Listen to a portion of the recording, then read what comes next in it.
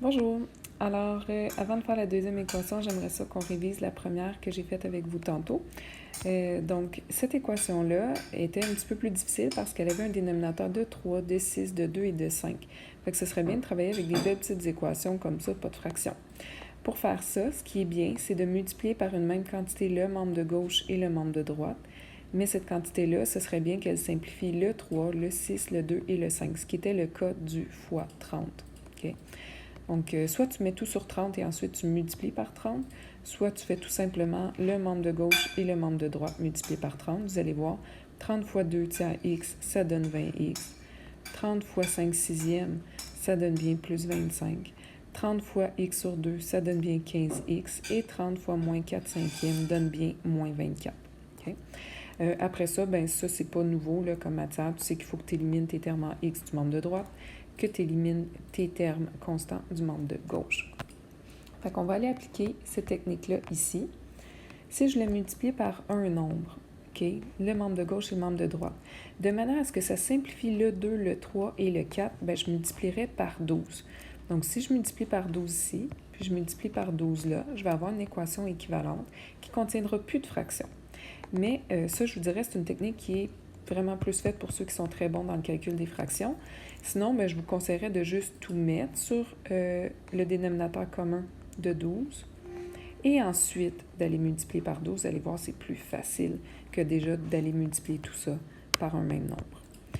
Donc, si on met tout sur 12, je vais le faire avec vous. Donc, j'ai fois 6 ici, ça me donne du 30x. Celui-là, c'est comme s'il était sur 1. Fois 12, ça me donne moins 132. Fois 4, ça me donne 8x.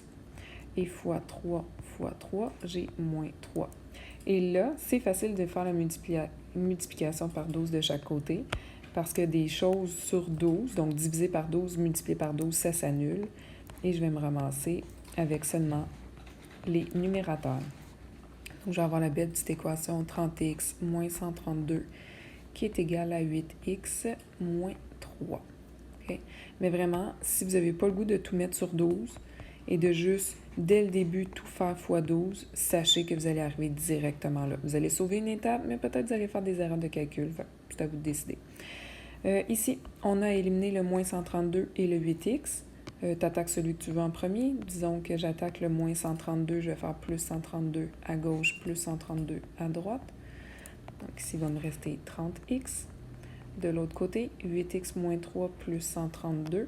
Il va me rester 8x plus 129.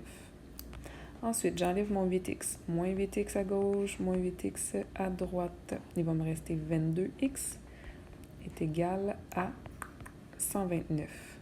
Et finalement, x est égal à 129 divisé par 22, qui ne se simplifie pas.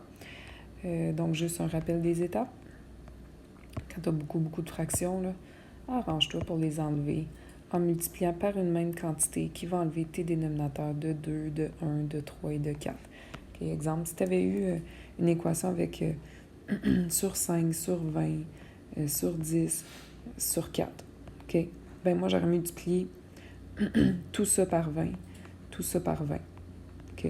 Ça aurait tout éliminé mes fractions. Ou j'aurais tout mis sur 20 et ensuite, j'aurais multiplié par 20 de chaque côté. Tu vas avoir un peu de pratique dans ton devoir.